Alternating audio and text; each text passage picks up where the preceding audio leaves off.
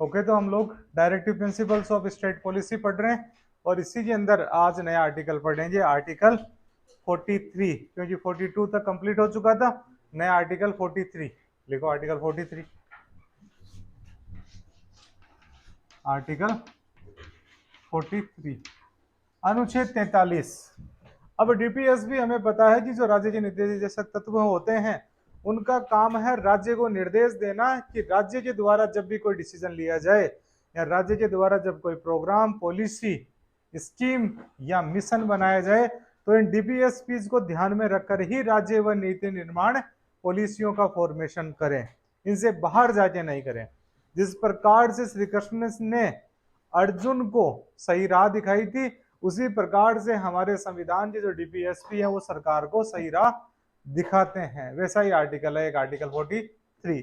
इस आर्टिकल के अंदर लिखा हुआ है कि सरकार के द्वारा जो मजदूर हैं उनके कुछ अधिकारों की रक्षा की जाएगी। तो लिखो, living wages for workers, living wages for workers लिखो, मजदूरों के लिए निर्वाह मजदूरी, मजदूरों के लिए निर्वाह मजदूरी, living wages, living wages for workers, कर्मकारों के लिए निर्वाह मजदूरी। मजदूर और कर्मकार एक ही चीज है, यानी कि बेसिकली जो मजदूर हैं उनके लिए कुछ नीतियां बनाई जाएगी और उनकी मजदूरी कम से कम इतनी होनी ही चाहिए। इसलिए सरकार का जो इकोनॉमिक सर्वे होता है उसी में भी ये पॉइंट डाला जाता है कि जो अनस्किल्ड लेबर है उनके लिए इतनी मजदूरी होनी चाहिए कम से कम, जो स्किल्ड लेबर है उनके लिए इतनी मजदूरी होनी चाहिए, जो सेमी स्किल्ड है उनके लिए इतनी मजदूरी, और जो हाईली स्किल्ड है उनके लिए अलग मजदूरी होनी चाहिए। तो इससे रिलेटेड हमारा आर्टिकल कौन सा है? आर्टिकल 43। अब ये मजदूर होंगे कौन कौन, ये बात इंपॉर्टेंट है, ठीक है ना। मजदूर होंगे जो खेती में काम कर रहे हैं, वो मजदूर होंगे जो किसी इंडस्ट्री में काम कर रहे हैं, या कोई अन्य मजदूर भी हो सकता है। लिखो मजदूर, मजदूर कौन कौन से होंगे, लेबर कौन कौन होगा ये, या वर्कर्स, एग्रीकल्चरल, इंडस्ट्रियल और अदर, कृषि उद्योग व अन्य, कृषि उद्योग व अन्य। अब सरकार ये प्रोविजन किस प्रकार से करेगी? कह तो सरकार के द्वारा कोई कानून बना दिया जाएगा, जैसे सरकारें कानून बनाती है मिनिमम वेजेस एक्ट, न्यूनतम मजदूरी अधिनियम बना दिए जाते हैं सरकार के द्वारा। एक बनाया गया था 1942 में, फिर 1972 में आजादी के बाद में, संविधान लिखे जाने के बाद में 72 में भी बनाया था। और हर साल सरकार के द्वारा मिनिमम वेजेस तय किए जाते हैं और सरकार उन मिनिमम वेजेस के अंदर जो पैसा है वो लगातार बढ़ाती रहती है, कभी 25 रुपया बढ़ा देती है, कभी 30 रुपया बढ़ा देती है, और वो मिनिमम वेजेस बढ़ते जाते हैं। हर बार का अलग अलग रहेगा। इकोनॉमिक सर्वे में हम लोग देखेंगे राजस्थान के अंदर मिनिमम मजदूरी कितनी होती है। या तो कानून बना के करेगी या कोई इकोनॉमिक संगठन बना देगी सरकार। दो तरीकों से मिनिमम वेजेस या लिविंग वेजेस को इंश्योर करेगी, या तो क्या बनाएगी, लो, या क्या बनाएगी, कोई इकोनॉमिक ऑर्गेनाइजेशन बना देगी। वह ये देखेगा कि लोगों को मिनिमम मजदूरी मिल रही है या नहीं है, या मिनिमम वेज मजदूरी नहीं, लिविंग वेज। तो पहले तो अपने को ये जानना ही जरूरी है लिविंग वेजेस होती क्या है, ठीक है ना। लिविंग वेजेस यानी कि वह पैसा जो व्यक्ति को जीवन जीने के लिए जरूरी होता है, the minimum amount of money that is required for the completion, required for the living, or these are required for completing or securing the bare minimum needs। व्यक्ति को जीवन जीने के लिए जो न्यूनतम पैसा चाहिए होता है उसी को कहा जाता है लिविंग वेज। किस किस के लिए पैसा चाहिए हमें? रोटी, कपड़ा और मकान, मिनिमम ये पैसा होता है। इसके अलावा हम लोग अपने बच्चों और अपने जो वार्ड्स हैं या हमारे जो माता पिता हैं उनके भी रोटी, कपड़ा और मकान को इंश्योर कर सके, उतनी मजदूरी हमारे पास में होनी ही चाहिए। तो व्यक्ति और व्यक्ति के परिवार की जो बेयर मिनिमम नीड्स होती है उनको पूरा करने वाली जो वेजेज होती है उन्हें ही लिविंग वेजेज कह दिया जाता है। ये मिनिमम वेजेज अगर दिन के 250 रुपए हैं तो 250 रुपए के अंदर व्यक्ति एक अपने 5-7 जनों के परिवार को पाल सकता है, उनके लिए सबके लिए खाना इंश्योर कर सकता है अगर उसे 250-300 रुपए मिलते हैं तो। समझ में आ गया?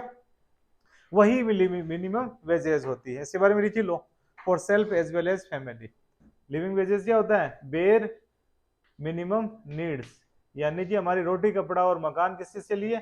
खुद के लिए प्लस परिवार के लिए इंश्योर कर देता है, उसे ये कहा जाता है।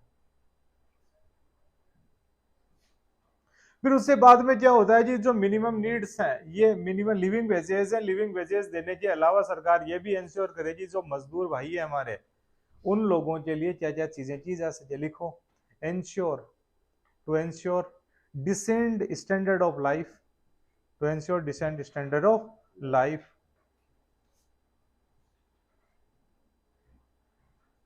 शिष्ट जीवन स्तर, लिखो शिष्ट जीवन स्तर, और अवकाश का संपूर्ण उपभोग सुनिश्चित करना। शिष्ट जीवन स्तर और अवकाश का संपूर्ण उपभोग सुनिश्चित करना। Decent, to ensure decent standard of life and full enjoyment of vacation, and full enjoyment of vacation and social and cultural opportunities. तीन तो और चीजें लिख लो।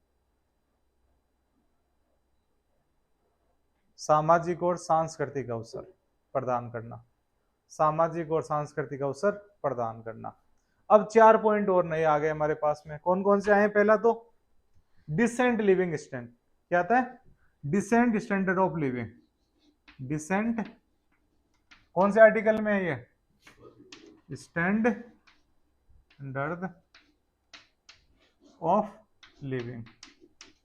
व्यक्तिगत जीवन शिष्ट जीवन स्तर होना चाहिए। शिष्ट जीवन स्तर जिसमें आता है कि हम लोगों को काम की ऐसी दशाएं प्रदान करेंगे मजदूरों के सामने जिसमें उसका जीवन स्तर के सामने कोई दिक्कत नहीं आनी चाहिए, यानी साफ सफाई रखी जाएगी वहां पे जहां पे ये लोग रहते हैं, उनकी भी प्रॉपर सैनिटेशन की व्यवस्था की जाएगी। वहां पे अगर मच्छर ज्यादा हो गए तो फॉगिंग की व्यवस्था की जाएगी। यानी व्यक्ति को कभी भी ऐसा नहीं होना चाहिए कि उसका जो जीवन स्तर है वो बुरे और बदतर हालातों के अंदर पहुंच चुका है। सरकार के द्वारा ऐसे नियम बनाए जाएंगे कि व्यक्ति का जो डिसेंट स्टैंडर्ड ऑफ लिविंग है उसके सामने कोई दिक्कत नहीं आ रही है। व्यक्ति है या मजदूरों के जीवन स्तर में? ये मजदूरों के जीवन स्तर में कोई कमी नहीं आनी चाहिए, यानी उसकी डिसेंसी खत्म होनी चाहिए, नहीं होनी चाहिए। बेसिकली डिसेंसी खत्म किससे होती है? जब व्यक्ति को रोटी नहीं मिलती, कपड़ा नहीं मिलता, मकान नहीं मिलता, बेसिक हेल्थ फैसिलिटीज नहीं मिलती, उसको बेसिक सैनिटेशन की कंडीशन से नहीं मिलती, तब उसके जीवन की डिसेंसी खत्म हो जाती है। तो सरकार के द्वारा कानून बना के इंश्योर किया जाएगा कि उसके जीवन स्तर की जो शिष्टता है उसे मेंटेन रखा जाए। साथ में यह भी मेंटेन किया जाएगा कि उसका जो वेकेशन है उसका वो पूरा इंजॉयमेंट करें, फुल इंजॉयमेंट ऑफ वेकेशन। यानी उसके वेकेशन वाले दिन आप एक्स्ट्रा काम नहीं करवाओगे। यानी व्यक्तियों को छुट्टी लेने का क्या है? अधिकार है। तो छुट्टी लेना हमारा अधिकार होता है, तो मजदूर को कभी भी छुट्टी लेने से मना नहीं किया जाएगा कि नहीं तेरे को तो 3 महीने काम करना लगातार, एक कोई छुट्टी नहीं है हमारे यहाँ पे, नहीं छुट्टी देनी पड़ेगी। संडे की दो, मंगलवार की दे दो, जो भी वार आपको सुटेबल लगता है सप्ताह में एक दिन छुट्टी दी जाएगी। और जो भी छुट्टियां बनती हैं, होली दिवाली वार त्योहार, वो भी छुट्टी दी जाएगी और उससे रोका नहीं जाएगा फुल इंजॉयमेंट करने से। छुट्टी के साथ में आपके द्वारा बोनस भी दिया जाएगा। यानी फुल इंजॉयमेंट करके से पता है लोग बोनस से ही तो फुल इंजॉयमेंट करेगा। आपने दिवाली छुट्टी तो दे दी, तनख्वाह दे दी, इसीलिए मजदूरों को जो बोनस दिया जाता है वो कौन सा आर्टिकल है? 43। अब ज्ञान के चक्षु खुल रहे हैं, यानी कि कौन से आधार पे डिमांड करते हैं? बोनस हमारा अधिकार है और ये हम लेके रहेंगे, कोई हमें हमारा बोनस लेने से रोक नहीं सकता। और जो हमारा बोनस छीनने का प्रयास करेगा उसकी सत्ता को हम धराशाही कर देंगे। अमिताभ बच्चन बाहर निकल के आते हैं, ठीक है। मजदूर जब दुनिया पे हक मांगेंगे, आधा नहीं, अधूरा नहीं, पूरा हक मांगेंगे। मजदूरों का अधिकार बोनस है, ये हमारा जन्मसिद्ध अधिकार है, हम लोग ये लेके रहेंगे। क्योंकि कौन से आर्टिकल में लिखा हुआ है? ये आर्टिकल 43 में। ये सरकार को कहता है आर्टिकल 43 कि आप ऐसे नियम बनाओ जिससे व्यक्ति जो मजदूर है, मजदूरों को अपने अवकाश का फुल एंजॉयमेंट करने का अवसर मिले। तो अवसर कैसे मिलेगा? बोनस से मिलेगा। कोई भी व्यक्ति अगर एक्स्ट्रा काम कर रहा है, कहीं पे जा रहा है, तो उसके लिए टीए डीए की व्यवस्था की जाएगी। ऐसे प्रोविजंस बनाए जाएंगे। ये प्रोविजंस कौन से आर्टिकल के तहत बनाए जाते हैं? आर्टिकल 43। तो कितनी चीजें देख ली हम लोगों ने? एक तो लिविंग वेजेस किए जाएंगे। लिविंग वेजेस कैसे करेंगे, क्या तो लो बनाएंगे या कोई इकोनॉमिक ऑर्गेनाइजेशन बनाएंगे। और आपको लिविंग वेजेस क्या होते हैं, निर्वाह मजदूरी क्या होती है, जिससे निर्वाह किया जा सके, रोटी कपड़ा और मकान मिल सके, व्यक्ति के जो परिवार है उसको मिल सके, खुद को मिल सके, ये कानून या ऑर्गेनाइजेशन से। फिर व्यक्ति का जो डिसेंट स्टैंडर्ड ऑफ लिविंग है उसमें कोई दिक्कत नहीं आनी चाहिए। फिर व्यक्ति को अपने छुट्टियां मनाने का अधिकार रहेगा, छुट्टियों का एंजॉय करने का अधिकार रहेगा। एंजॉय के लिए पैसा चाहिए, पैसा जिससे मिलेगा, बोनस से मिलेगा। छुट्टी वाले दिन की तनख्वाह नहीं काटी जाएगी। समझ में आ गया? अगर कोई परमानेंट मजदूर है या आपने खेत में किसी मजदूर को लगा लिया और आप कहते हो नहीं छुट्टी तो होती नहीं है हमारे यहाँ पे, वो अपनी इच्छा से करे तो करे, नहीं तो आपको जबरदस्ती आप उसे काम नहीं करवा सकते, नहीं तो बेकार हो जाएगी, वो फोर्स्ड लेबर हो जाएगा, फंडामेंटल राइट्स का अब्यूज हो जाएगा। दूसरा क्या कह रहा है, ये क्या लिखवाया बताओ, सोशल एंड कल्चरल अपॉर्चुनिटीज। तो मजदूरों को कौन कौन सी अपॉर्चुनिटीज रहेगी, सोशल एंड कल्चरल अपॉर्चुनिटीज भी रहेगी। तो मजदूरों के लिए संगठन बनाने की, मजदूर अपने एक पर्टिकुलर बस्ती में साथ में रह सकते हैं, सोशल इंटरेक्शन कर सकें वो। अगर किसी मजदूर भाई के बहन की बेटी का ब्याह है तो उसे भात ले जाने का अधिकार रहेगा, वो सोशल इंटरेक्शन कर रहा है। अगर किसी मजदूर भाई की डेथ हो गई तो सारे मजदूर भाई उससे बैठने जाएंगे, उस दौरान उनको रोका नहीं जाएगा, ये उसका सोशल इंटरेक्शन होता है। शादी में जाना, किसी मृत्यु में जाना, ये क्या है, सोशल इंटरेक्शन। सोशल अपॉर्चुनिटीज, उसी कनेक्टिविटी को मेंटेन रखा जाएगा। कल्चरल अपॉर्चुनिटीज रहेगी, इनको वार त्योहार मनाने का अधिकार रहेगा कि गणपति बापा मोरिया ये मनाएंगे, और जन्माष्टमी की मटकी फोड़, ठीक है, तो फोड़ेंगे ये। तो इनको सारी की सारी अपॉर्चुनिटीज रहेगी, यानी वार मनाने का, त्योहार मनाने का ये अधिकार रहेगा। इसलिए प्रोविजंस बनाएंगे बकायदा सरकार के द्वारा। और जहां जहां ये लोग काम करते हैं, कहां कहां पे, खेती में, दूसरा इंडस्ट्रीज के अंदर, अदर या अदर कोई मजदूर, खेती इंडस्ट्री के अलावा भी अदर मजदूर हो सकते हैं, वहां पे भी इनके लिए क्या किया जाएंगे, ये प्रोविजंस लगाए जाएंगे। ठीक है, कुछ घरेलू मजदूर भी होते हैं अलग अलग जगह। ठीक है, नेक्स्ट लिखो, promotion of cotton industries in rural areas. Promotion of cotton industries in rural areas.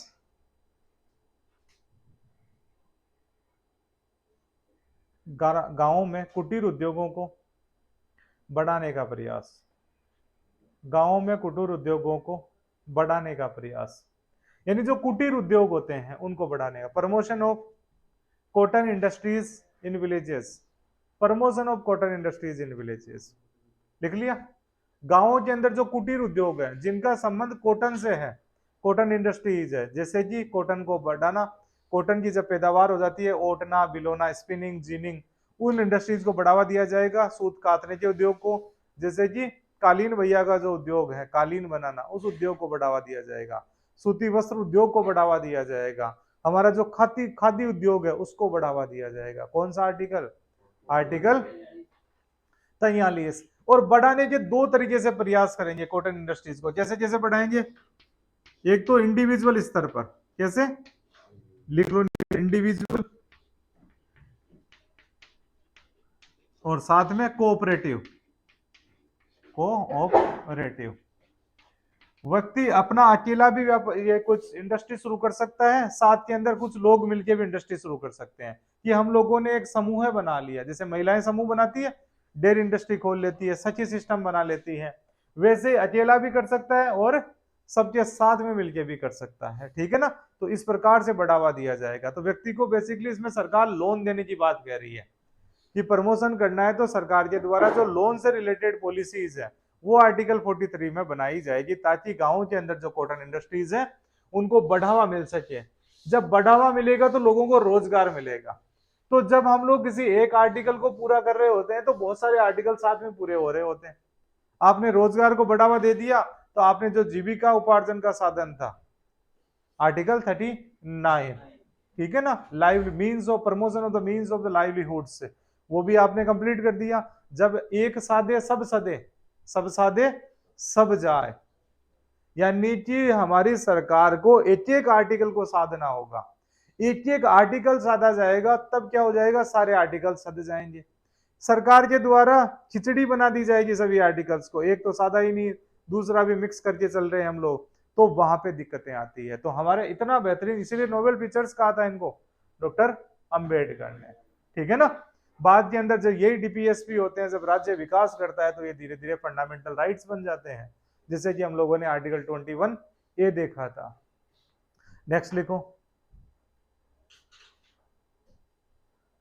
Regulation of minimum wages by legislature. देखो, विधायिका द्वारा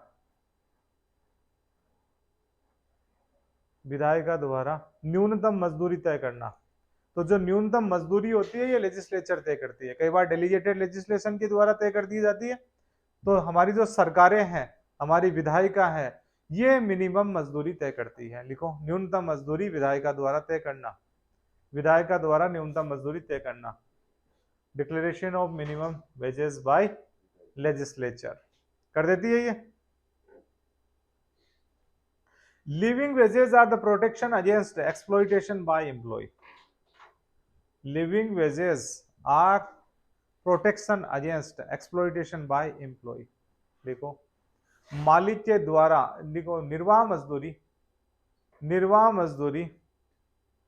मालिक के द्वारा मजदूर के शोषण के विरुद्ध एक साधन है। लिखो, निर्वाह मजदूरी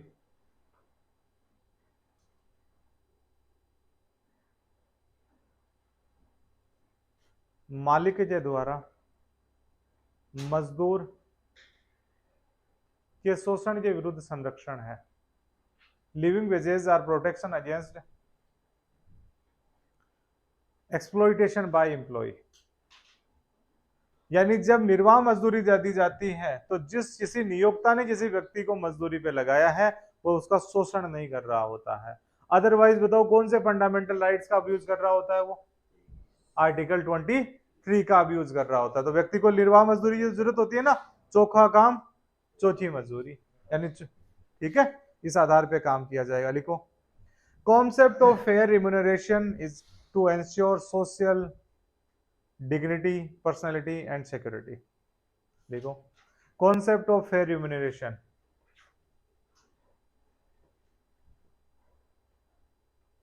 देखो न्यायोचित या उचित मजदूरी, सामाजिक सुरक्षा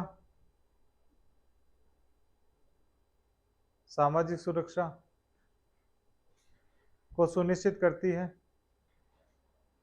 सामाजिक सुरक्षा वह प्रतिष्ठा को सुनिश्चित करती है। ऐसे देखो,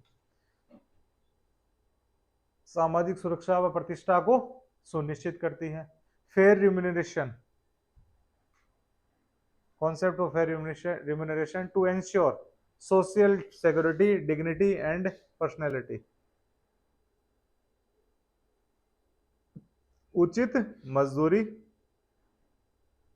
सामाजिक सुरक्षा, प्रतिष्ठा को सुनिश्चित करती है, व्यक्तित्व का विकास करती है और व्यक्तित्व का विकास होता है। ठीक है, डिग्निटी एंड पर्सनैलिटी, व्यक्तित्व को सुनिश्चित कर पाती है ये।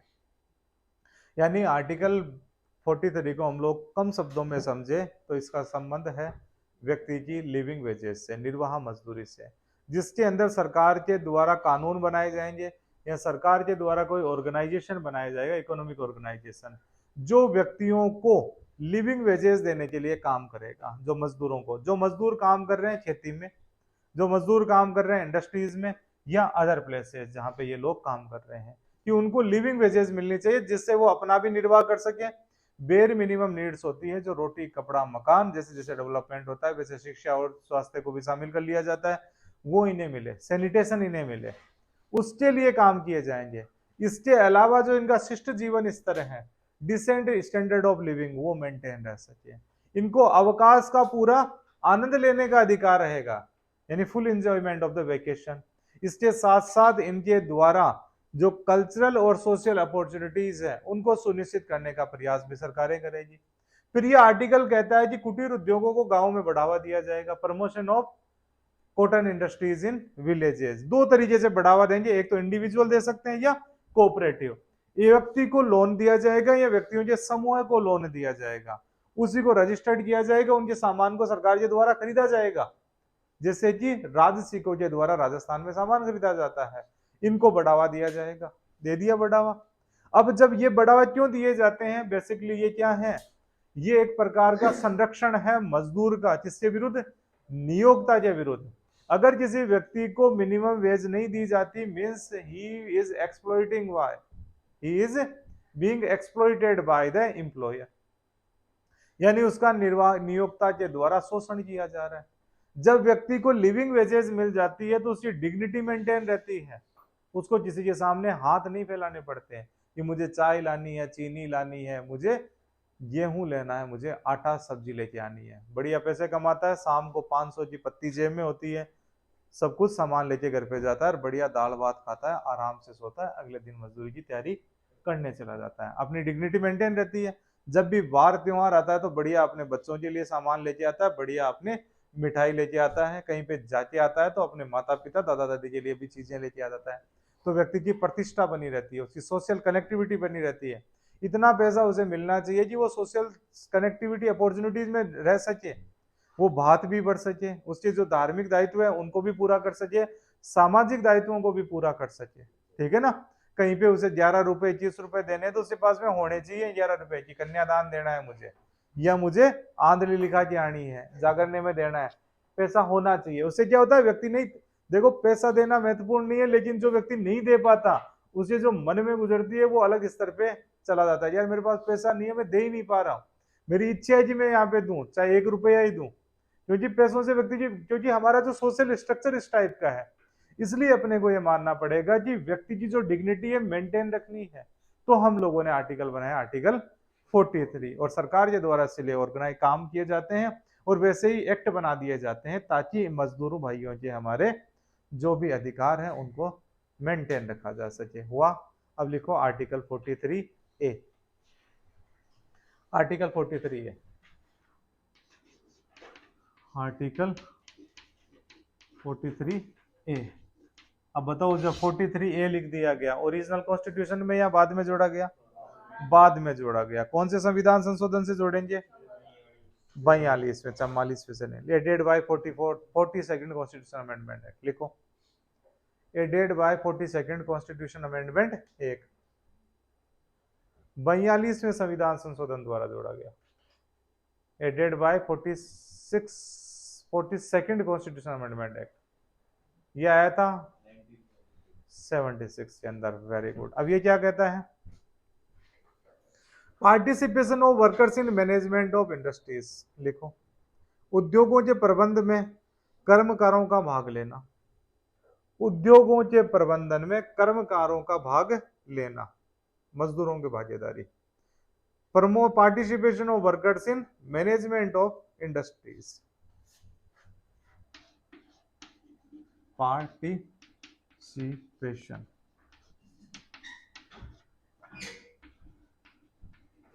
मैनेजमेंट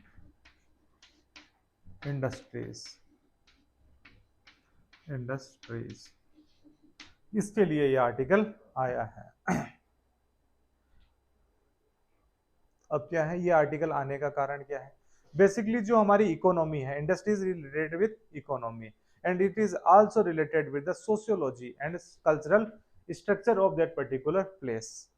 यहाँ पे क्या होता है कि अब आर्टिकल 43 ये बोलता है कि जो मजदूर हैं, उन मजदूरों को जिस इंडस्ट्री में काम किया जा रहा है उनके द्वारा, वहां के प्रबंधन में उनकी भागीदारी होनी चाहिए। तो पहली बात तो ये बोलता है पार्टिसिपेशन की। पार्टिसिपेशन किसमें चाहिए उनको, मैनेजमेंट के अंदर पार्टिसिपेशन चाहिए। किसके मैनेजमेंट में पार्टिसिपेशन चाहिए, इंडस्ट्रीज में। अब कोई इंडस्ट्री खुली है तो इंडस्ट्री कुछ ना कुछ तो बनाएगी। जैसे कि मान लो कोई सूती कपड़ा बनाने की मिल थी, ठीक है ना, कॉटन इंडस्ट्री है, उस कॉटन इंडस्ट्रीज का मालिक तो एक है, या कुछ 5-7 लोगों ने मिलकर वो इंडस्ट्री खोली, उसमें हजारों मजदूर काम कर रहे हैं, हजारों मजदूर काम कर रहे हैं, मालिक 10 जने हैं, मान लो 10 जने तो उसके मालिक हैं, एक परिवार के सदस्य। मजदूर काम कर रहे हैं, 1000 मजदूर यहाँ पे काम कर रहे हैं। अब यहाँ पे क्या रहता है, मजदूरों को मिनिमम लिविंग वेजेस तो कौन से आर्टिकल में दे देंगे हम लोग, आर्टिकल 3 में दे देंगे। और लाइवलीहुड ये जो प्रोग्राम बनाने का आर्टिकल 39 कर देंगे, यानी उन्हें लाइवलीहुड भी मिल गई, लिविंग वेजेस भी मिल गया। अब उसका अधिकार वहां तक सीमित करेंगे या अधिकार को और ऊपर बढ़ाएंगे? और ऊपर बढ़ाएंगे, ठीक है ना। पहले तो लोगों को चाहिए काम, काम के बाद में चाहिए उन्हें लिविंग वेजेस। जब व्यक्ति को लिविंग वेजेस मिल गई तो नेक्स्ट लेवल होता है उसका पार्टिसिपेशन। पार्टिसिपेशन किसमें? मैनेजमेंट के अंदर। अब क्या होता है कि व्यक्ति ने इन्वेस्ट किया, इन्वेस्ट करके उसने फैक्ट्री लगा दी, लेकिन फैक्ट्री में प्रोडक्शन किसके द्वारा किया जा रहा है? मजदूरों के द्वारा यहाँ पे प्रोडक्शन किया जा रहा है। तो प्रोडक्शन करने वाला और वो फैक्ट्री लगाने वाला जब दोनों मिल जाएंगे तब बेहतर काम होगा, या दोनों अलग अलग रहेंगे तब बेहतर काम होगा? जब दोनों बेहतर मिल जाएंगे तब बेहतर काम होगा।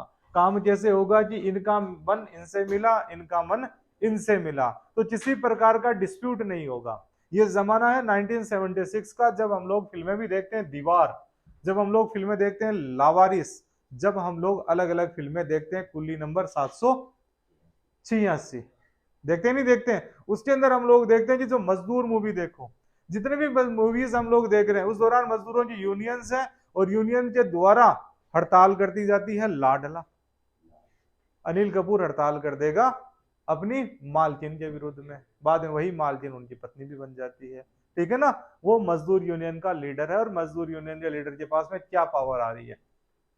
उस जमाने के अंदर इनके पास में बहुत ज्यादा इनका, यानी कि बेसिकली वो जमाना था, उस जमाने के अंदर जो आपका फैक्ट्री मालिक है और मजदूरों के बीच में डिस्प्यूट बहुत ज्यादा बढ़ रहे थे। डिस्प्यूट बढ़ रहे थे यानी कि मजदूर चाह रहे थे कि हमारे अनुसार काम हो, मालिक चाह रहा था हमारे अनुसार काम हो। कई बार बोनस नहीं दिया जाता था, कई बार किसी मजदूर की डेथ होने के बाद में उसका ध्यान नहीं रखा जाता, कई बार मजदूरों के साथ में भी ये दिक्कतें, यानी उनमें आपस में बेहतर अंडरस्टैंडिंग नहीं बन रही थी। तो सरकार ये आर्टिकल लेके आई कि मजदूरों को इसमें भागीदारी मिलनी चाहिए, क्योंकि हमारी अर्थव्यवस्था समाजवादी अर्थव्यवस्था है और मीन्स ऑफ प्रोडक्शन पे अधिकार होना चाहिए समाज का, और मजदूर समाज का हिस्सा होते हैं। तो जो प्रोडक्शन यूनिट्स हैं उन यूनिट्स पे भी अधिकार होना चाहिए मजदूरों का। तो एक प्रकार से जब आपका मैनेजमेंट में हिस्सेदारी बढ़ जाती है तो आपका ऑलरेडी उस कंपनी के अंदर अधिकार हो गया। ये वो जमाना था जिस जमाने के अंदर इंडिया के अंदर शेयर मार्केट का जन्म हो रहा था।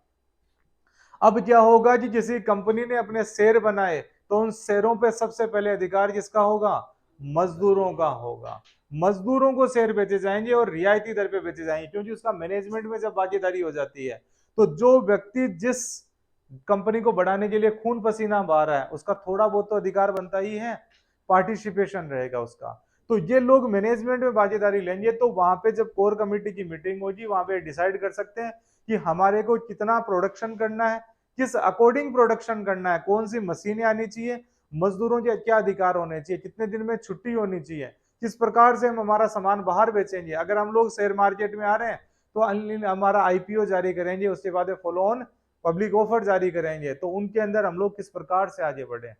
तो हमारा जब उसमें मैनेजमेंट में भागीदारी होगी तो डिस्प्यूट नहीं होगा, हमें यह नहीं लगेगा कि हमारे मालिक ने हमारा एक्सप्लॉइटेशन कर दिया, या मालिक को यह नहीं लगेगा कि हमारे मजदूर भाइयों ने मेरे खिलाफ आवाज उठा दी, जिनके लिए मैं रात दिन काम करता हूं, उनको इतनी मजदूरी देता हूं, उनके घर तो मेरी फैक्ट्री से ही चलते हैं। तो एक तो उनमें कोऑपरेशन आएगा, साथ में कोऑर्डिनेशन से काम करेंगे तो बेहतर प्रोडक्शन कर पाएंगे। जैसे एक मजदूर मूवी देखना, उस मजदूर मूवी के अंदर दिलीप कुमार को जब एक फैक्ट्री से निकाल दिया जाता है, वो अपनी नई फैक्ट्री शुरू करते हैं राज बब्बर के साथ में मिलकर, और उस फैक्ट्री के अंदर अपने जो शेयर होते हैं वो उन शेयरों के अंदर पार्टिसिपेट बनाते हैं मजदूरों को इकट्ठा करते हैं, और उसके बाद में उनसे पूछा जाता है कि हम लोगों को कैसे आगे बढ़ना है। गुरु भाई कि बनना है दुनिया की नंबर 1 कंपनी, अपने शेयर होल्डर्स हैं उनको बुलाते हैं, यानी मैनेजमेंट उनकी भागीदारी है। तो मैनेजमेंट में पहली भागीदारी का अधिकार मजदूरों का होगा। तो मजदूरों का भागीदारी बढ़ाने के लिए आर्टिकल कौन सा लेके आई सरकार? आर्टिकल 43A लेके आई थी। समझ में आ गया कि इतिहास क्या था, क्या विवाद चल रहे थे उस जमाने में, और उन विवादों को दूर कैसे किया जा सकता है। और तरीका, जब हम लोग पार्टिसिपेशन देते हैं तो पार्टिसिपेशन से लोकतंत्रात्मक भावनाओं को बढ़ावा मिलता है, दूसरा समाजवादी अर्थव्यवस्था को बढ़ावा मिलता है, तीसरा जो मीन्स ऑफ प्रोडक्शन है उनपे ज्यादा से ज्यादा लोगों को अधिकार मिलता है। तो यहाँ पे मोनोपोली नहीं हो सकती, यहाँ पे किसी प्रकार की आर्बिट्रेरीनेस नहीं हो सकती, यानी स्वेच्छाचारिता नहीं हो सकती। एक्सप्लॉइटेशन होगा? नहीं होगा। मैनेजमेंट खुद ही आप निर्णय लेने वाले हो तो आपका एक्सप्लॉइटेशन करेगा कौन?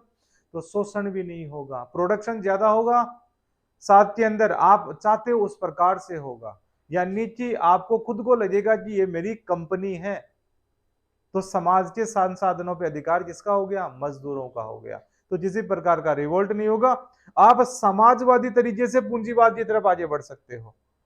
ये कॉन्सेप्ट है कौन सा? आर्टिकल 43 ए का। इस पे अगर कोई बड़ा सवाल आता है तो भी हम लोग लिख देंगे, कोई कंफ्यूजन नहीं होता है। फिल्में कोट कर सकते हैं अगर आपको फिल्म की पूरी जानकारी है तो कंप्लीट अब वहां पे कोटेशन किया जा सकता है। आ गया? क्योंकि फिल्में समाज का आईना होता है और हम पढ़ क्या रहे हैं?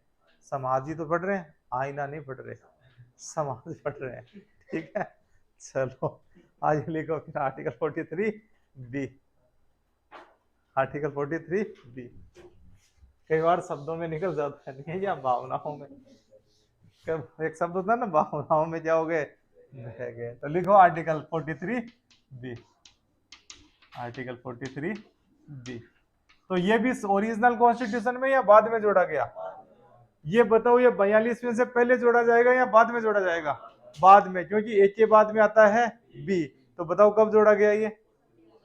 97, very good, 97 constitution amendment act. कब आया था ये?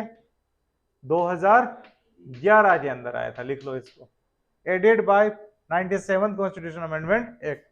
97वें संविधान संशोधन द्वारा 2011 में जोड़ा गया, ऐसे लिख लिया जाए। अब ये क्या कहता है? ये भी एक बात बोलता है, promotion of cooperative societies. Promotion of cooperative societies, सहकारी सोसाइटियों का संवर्धन या सहकारी समितियों का संवर्धन, ऐसे लिख दो। सहकारी समितियों का संवर्धन, सहकारी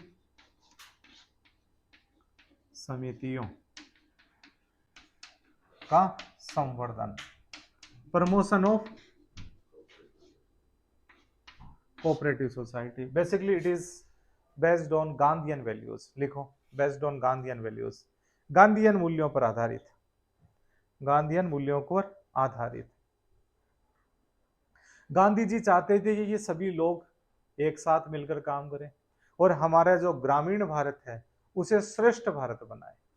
गांवों के अंदर इतनी ज्यादा अपॉर्चुनिटीज हैं कि व्यक्ति को शहरों की तरफ मूव ऑन करने की जरूरत नहीं है, अगर व्यक्ति साथ में मिलकर काम करे।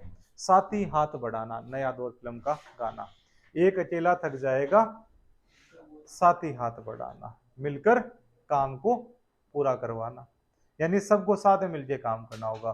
कोऑपरेटिव सोसाइटीज को प्रमोट करने का बेसिक आधार रहेगा और किस किस तरीके से काम करेंगे पहले लिख लेते हैं, फिर इसको वन बाय वन समझ लेंगे। लिखो, प्रमोशन ऑफ कोऑपरेटिव सोसाइटीज, फिर क्या लिखा जाएगा? Voluntary formation. कोऑपरेटिव सोसाइटी का क्या करेंगे? Voluntary formation. वन वर्ड क्या है पहला? Voluntary formation. वॉलेंट्री फॉर्मेशन क्या कहेंगे इसे हिंदी में? स्वैच्छिक विरचना, स्वैच्छिक विरचना। देखो, स्वैच्छिक विरचना। दूसरा है ऑटोनोमस फंक्शनिंग, स्वायत्त स्वशासी कार्यकरण या स्वतःपूर्ण कार्य। दूसरा लिखो ऑटोनोमस फंक्शनिंग, ऑटोनोमस स्वशासी कार्यकरण, ऐसे लिखो ऑटोनोमस फंक्शनिंग।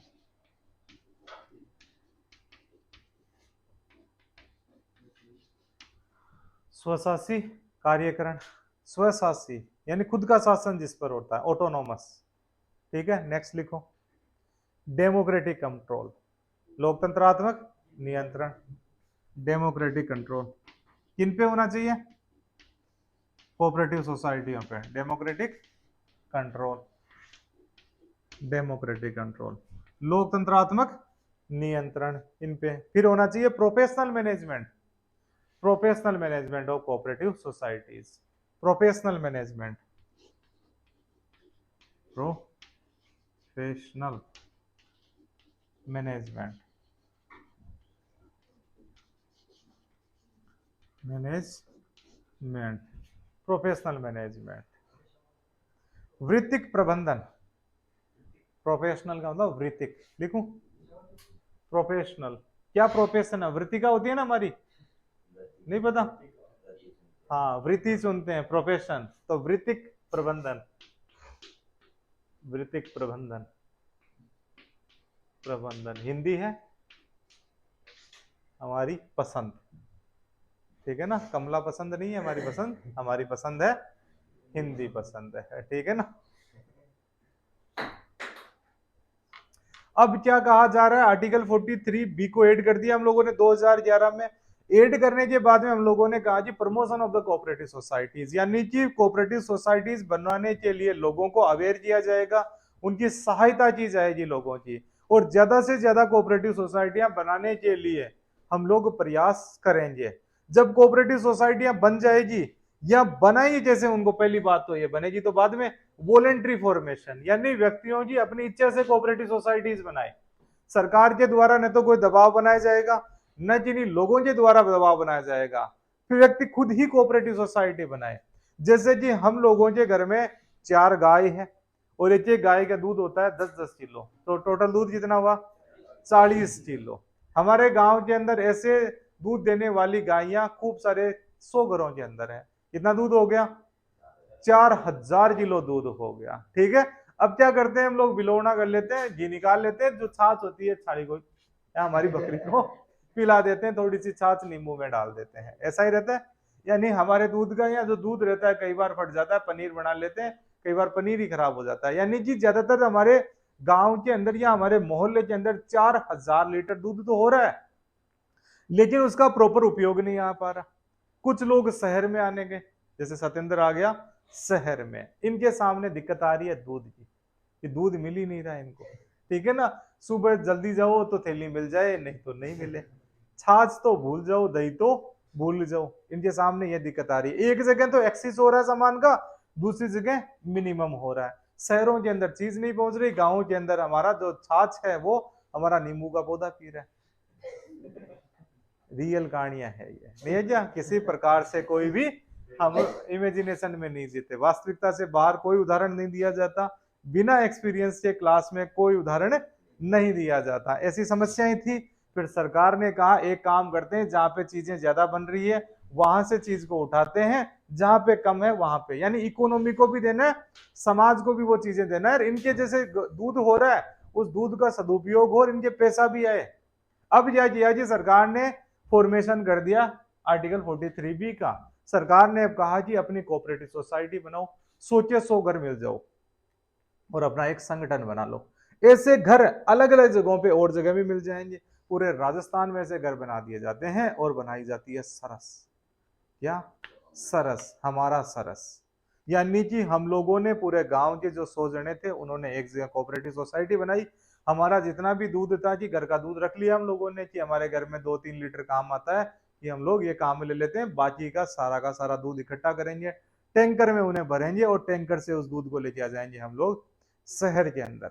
शहर में फिर उस दूध में से हम लोगों के द्वारा क्या पास्चुराइजेशन किया जाएगा, उस दूध को थैलियों में डाला जाएगा, अलग अलग डेयरी बूथों पे भेज दिया जाएगा। सबको दूध की अवेलेबिलिटी मिल गई, हमारी गाय के लिए खड़ लाने के लिए हमारे पास में पैसा आ गया, ठीक है ना, बिनोला भी ला सकते हैं हम लोग, पैसा आया, और खुद के पास में भी पैसा आया, तो नए कपड़े आए, नया भोजन जीने की चीजें आई, या नया मकान बन गया हमारे, सबका फायदा हुआ या नहीं हुआ। अकेला रहता तो फायदा था, या सबके साथ में रहा तो फायदा, सबके साथ में रहा तो फायदा हो गया। सबका फायदा, सबका साथ, सबका विकास, यही होता है। दूसरा उदाहरण, मेरे पास में 5 बीघा खेत है, कुणाल के पास में 10, दशरथ राजकुमार के पास में 100 बीघा, सत्येंद्र के पास में 200 बीघा, और अभय के पास 500 बीघा, और रोहित के पास में कितना बीघा, इसके पास 10 टूपेले है, 2 ट्रैक्टर है। अब क्या किया, इसके पास में ये चीजें हो गई, यानी कि अलग अलग लोगों के पास में, कहने का मतलब लोगों के पास छोटे छोटे टुकड़े हैं, ठीक है ना, इतने बड़े टुकड़ों पे नहीं जाएंगे। यानी एक के पास में 5 बीघा, एक के पास में 7 बीघा, एक के पास में 8 बीघा, ऐसे करके हम लोगों के पास में 15-20 जनों के पास में कुल मिला के होता है 200 बीघा जमीन। अकेला खेती करूंगा तो हड़ से खेती करूंगा, यानी कि मेरा नारा आगे चल रहा है और मैं उसमें हड़ सोत्या कर रहा हूँ, बीज बो रहा हूँ, कितना को उगाऊंगा मैं, खुद के खाने के लिए, परिवार के खाने के लिए, इतना ही रहेगा। थोड़ी दूरी के अंदर हम लोगों की 3-4 बोरी मेरे गेहूं हो जाए, 20-30 किलो हमारे क्या हो जाए और सामान हो जाए, चने हो जाए, मूंग मोट हो जाए, इतना सा ध्यान रहेगा। फिर हम लोगों ने यानी सारे के सारे लोग निर्वाह करती पे यानी सस्टेन, यानी आपकी केवल क्या है इस आपके सस्टेनेबल खेती, सस्टेनेबल खेती हम लोग किस पे करते हैं सस्टेन, यानी हम अपने आप का निर्वाह खेती के लिए काम कर रहे हैं, केवल लिविंग की तरह एग्रीकल्चर कर रहे हैं, किसी प्रकार से हमारे को कोई फायदा नहीं मिलता। फिर क्या गया, सरकार ने कोऑपरेटिव सोसाइटी बना दी, तो हम लोग खुद बनाएंगे कोऑपरेटिव सोसाइटी। हम लोग एक जगह इकट्ठा हुए, एक जगह इकट्ठा होने के बाद में कहा कि जितनी भी हमारी खेतों जो दीवारें हैं सब दीवारों को तोड़ दिया जाएगा, और तोड़ने के बाद में हमारा 200 बीघा का खेत हो जाएगा। उसके बाद में हम लोग एक साथ मिलकर खेती करेंगे, 100 बीघा में बाएंगे गेहूं, 50 बीघा में बो देंगे प्याज, 20 बीघा में बो देंगे चने, 30 बीघा में मसूर बो देंगे। ऐसे कुल मिला के हम लोगों ने बड़ी बड़ी खेती करना स्टार्ट कर दिया। हम लोगों के पास में जब रजिस्ट्रेशन कराया हम लोगों ने इस खेती का, हम सरकार के पास में गए कि हमारे को लोन चाहिए, ट्रैक्टर लेके आना है, तो ट्रैक्टर के लिए सरकार ने हमारे को पैसा दिया। हम लोग सरकार के पास में, सरकार ये जो ऑर्गेनाइजेशन है, बैंकिंग सिस्टम है, फाइनेंशियल सिस्टम के पास में गया और बोला कि हमारे पास में 200 बीघा का खेत है, वहां पे हमारे को हाइब्रिड बीज लेके आने हैं, आप पैसा दीजिए। सरकार ने हमारे को खूब सारा पैसा दिया, कोऑपरेटिव सोसाइटी से हमें लोन मिल गया। हम लोगों ने खेती करी, तो हमारा खेत एक करना था, खेत एक करने के बाद में हमारा जो इनपुट है उसके लिए भी पैसा नहीं लगा, हमारा बाहर से पैसा मिल गया। फिर हमारा प्रोडक्शन भी तो ज्यादा होगा। जब मेरे द्वारा 100 बीघा में खेती, हमारे द्वारा मेरे का कॉन्सेप्ट खत्म हो क्या आ गया यहाँ पे, हमारे द्वारा जब 100 बीघा में खेती जाती है तो हम लोग वहां पे ट्रैक्टर्स का उपयोग करते हैं, मैकेनाइजेशन ऑफ एग्रीकल्चर होता है। मैकेनाइजेशन होता है तो प्रोडक्शन बढ़ता है, हाइब्रिड चीजें आती है, वहां पे इरिगेशन सिस्टम बेहतर डेवलप होता है, काम कम होता है व्यक्ति का, और व्यक्ति के द्वारा मान लो कि कणक बोई तो हो जाएगा 1000 बोरी, और सरबती बोए तो हो जाएंगे 500 बोरी, भाव अलग अलग रहेंगे दोनों के। आपने कणक बो दी और उसके अलावा आप यूरिया भी छिड़क रहे हो सारे, और मशीनों से यूरिया छिड़की जा रही है, एनपीके डीएपी जितना भी बोना था सब बोया, 1000 बोरी हुई। जितना जितना हमारे एक खेत, जब मेरे पास में 5 बीघा था उस दौरान मेरे खेत में हो रही थी 15 बोरी। अब मैं यहाँ पे 1000 बीघा, 1000 के अंदर पार्टिसिपेट हूँ 20 पैसे का, तो मेरे पास इतनी बोरी आ गई है, कितनी आ गई 20% हिस्सेदार की 200 बोरी आ गई मेरे पास में। यानी कि धीरे धीरे क्या हो गया, मेरा प्रोडक्शन जो बहुत ज्यादा बढ़ चुका है। अब हम सब कुछ गेहूं खा जाएंगे, मैं अगर बकरी को दिलाने के लिए घूगरी खिला दूं बकरी को, उसके लिए भी थोड़ा सामान रख लूं, फिर भी मेरे पास में बेचने के लिए खूब सारा पैसा बचेगा। अब जब किसी के पास में इतना सारा गेहूं होता है तो उसको खरीदने के लिए कंपनियां भी आएगी, अंकल आटा भी आएगा, लकड़ा जी भी आएंगे, लक्ष्मी भोग भी आएगा, तो तोता नमक, तोता आटा भी आ जाएगा, अलग अलग आटे के नाम है। ये कंपनी हमारे पास में आएगी, उनको एक ही जगह गेहूं मिल जाएगा, प्याज लेने वाले भी हमारे पास में आएंगे, उनको एक जगह ही मिल जाएगा। तो सबका साथ सबका विकास, इससे ही विकास पॉसिबल है इंडिया का। इसलिए गांधी जी कहा करते थे सब मिलके काम करो, छोटे छोटे आपके लैंड पार्ट्स हैं उनको बड़ा लैंड पार्ट्स बना दो, एकता में शक्ति है, एकता में शक्ति है। एक लकड़ी से रहोगे तो तोड़ दिए जाओगे, सब कुछ साथ मिलके रहोगे तो आगे बढ़ जाओगे, कोई तुम्हें तोड़ नहीं सकता। तो हमारा सोशल डेवलपमेंट हो गया कोऑपरेटिव सोसाइटी से, हमारा इकोनॉमिक डेवलपमेंट हो गया कोऑपरेटिव सोसाइटीज से। फिर इन कोऑपरेटिव सोसाइटीज के अंदर आपका क्या होना चाहिए, फॉर्मेशन तो कर दिया, फॉर्मेशन वॉलेंट्री होना चाहिए, खुद की इच्छा से कर दिया। फिर रजिस्ट्रेशन करा देते हैं हम लोग, कोऑपरेटिव सोसाइटी जो डिपार्टमेंट होता है वहां पे जाके रजिस्टर्ड करा सकते हैं। उसके बाद होता है ऑटोनोमस फंक्शनिंग, इनकी जो फंक्शनिंग की जाएगी उसको हम लोग रेगुलेट नहीं करेंगे, उनका जो ग्रुप है वही रेगुलेट करेगा। ये अपने आप में ही आपस के अंदर कुछ अध्यक्ष बन जाएंगे, कुछ उपाध्यक्ष बन जाएंगे, कुछ सचिव बन जाएंगे, खुद ही चुनाव करवा लेंगे उस ग्रुप के लोग, ठीक है। और अपनी फंक्शनिंग ऐसे रखेंगे ऑटोनोमस, सरकार उसमें इंटरफेयर नहीं करेगी फंक्शनिंग के दौरान। फिर तीसरा क्या, डेमोक्रेटिक कंट्रोल, इन पे जो नियंत्रण है वो लोकतंत्रात्मक रहेगा, यानी कोऑपरेटिव सोसाइटीज के चुनाव करवाए जाएंगे, जो कि अभी राजस्थान के अंदर चल रहे हैं, 15 सालों बाद में चुनाव हो रहे हैं। हमारी जो पैक्स होती है, प्राइमरी एग्रीकल्चर कोऑपरेटिव सोसाइटीज गांव में होती है, उसके बाद में हमारा होता है सेंट्रल बैंक, उसके बाद में होता है अपेक्स बैंक, ट्राइपार्ट 3 टियर सिस्टम काम करता है इसमें, त्रिस्तरीय सिस्टम। हमारी जैसे कि मान लो महिला कोऑपरेटिव सोसाइटीज, उनके चुनाव हो गए। हमारी दुग्ध उत्पादन कोऑपरेटिव सोसाइटी जैसे आरसीडीएफ सरस पार्लर के पास में है, एक तो पेप कुंवर कोठारी कैंसर हॉस्पिटल है, उन्हीं के पास में सरस पार्लर है, उन्हीं के पास में आरसीडीएफ है। Rajasthan cooperative dairy federation.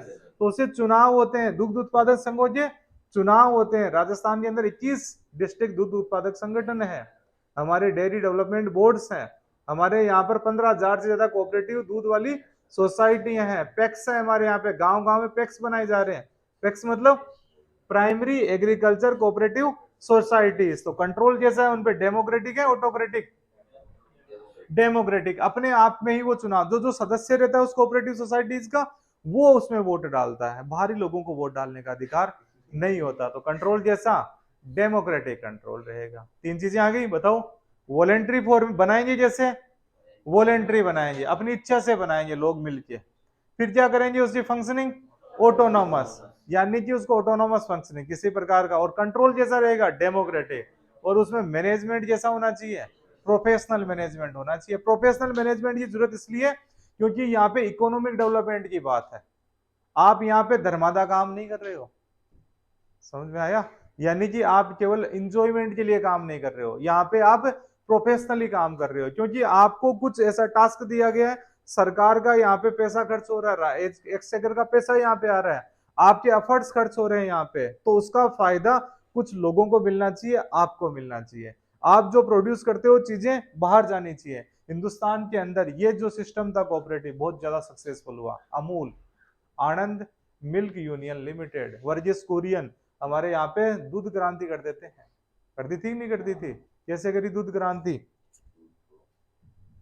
Cooperative society बना के। आनंद के अंदर कोऑपरेटिव सोसाइटी, लिज्जत पापड़ कोऑपरेटिव सोसाइटी, जो महिलाएं घर पे बातें किया करती थी नॉर्मल, दो जैसे महिलाएं सुबह काम कर लेती है जल्दी उठ के, शाम को काम रहता है, दिन के अंदर कोई काम ही नहीं रहता, तो बातें करती थी। तो उन्होंने कोऑपरेटिव सोसाइटी बनाई कि पापड़ बनाने की बातें करती रहेंगे हम लोग। फिर पापड़ों को हम लोगों ने क्या कर दिया, लिज्जत पापड़ का नाम दिया। उसके बाद में उसको कंपनियां ले जाने लगी, तो लिज्जत पापड़ दुकान दुकान मिलने लग गया, महिलाओं को रोजगार मिलने लग गया। मंगोड़ी, ये काम करो मंगोड़ी चूंट ले, ठीक है ना, ये कॉन्सेप्ट चलता। पहले जैसे विवाह होते तो मंगोड़ियां रखे हैं, गीत भी होते हैं ना मंगोड़े के, सारी इकट्ठा हो जाएगी, जैसे ग्रुप बना लिया कि इन की बनती है, तो बातें भी हो गई और आपने मंगोड़ी भी चूंट ली और मंगोड़ी को पैक कर दिया, बाजार में बेच भी दिया, तो आपकी इकोनॉमिक सिक्योरिटी इंश्योर होगी। बेसिकली ये वुमेन एम्पावरमेंट का प्रोग्राम है। कोऑपरेटिव सोसाइटी में महिला संघ अलग से बनाए जाते हैं, सची संघ अलग से बनाए जाते हैं, साथ के अंदर जो डेयरी सिस्टम है उसमें भी महिलाओं की भागीदारी है। ज्यादातर जो डेयरी रजिस्टर्ड है वो महिलाओं के नाम पर ही है। गाय का आपको खरीदने का पैसा मिलता, गाय अगर आपकी मर गई तो पैसा मिलता, भैंस जो भी डेयरी के लिए शेड लगाने का आपको पैसा मिल रहा है, कोऑपरेटिव सोसाइटी, बैंकों से पैसा मिलता, आप बनाओ तो शुरू। लेकिन काम कैसे करना है, प्रोफेशनली करना है। उसके अंदर ये नहीं मेरा आज मन किया तो कर लिया, नहीं तो नहीं किया। आपको रोजाना की एक रेगुलेटरी मेंटेन करनी पड़ेगी, तब आपकी मदद के लिए कोई आता है। आपकी कोई मदद तब करता है जब आप मदद के लायक होते हो, आप प्रोफेशनली तरीके से, वर्तिका के रूप में, वृत्ति के रूप में, वृत्तिक तरीके से काम करते हो, तब आपकी कोई मदद करता है। तो ये चार चीजें याद रखनी है। पहला क्या, voluntary formation, next autonomous functioning, third democratic control, fourth professional management, किनका, कोऑपरेटिव सोसाइटियों का। तो सरकार जिसको बढ़ावा देने के प्रयास करेगी, ये थे हमारे article 43, 43A, 43B। Next article देखेंगे कल। Any confusion? No confusion.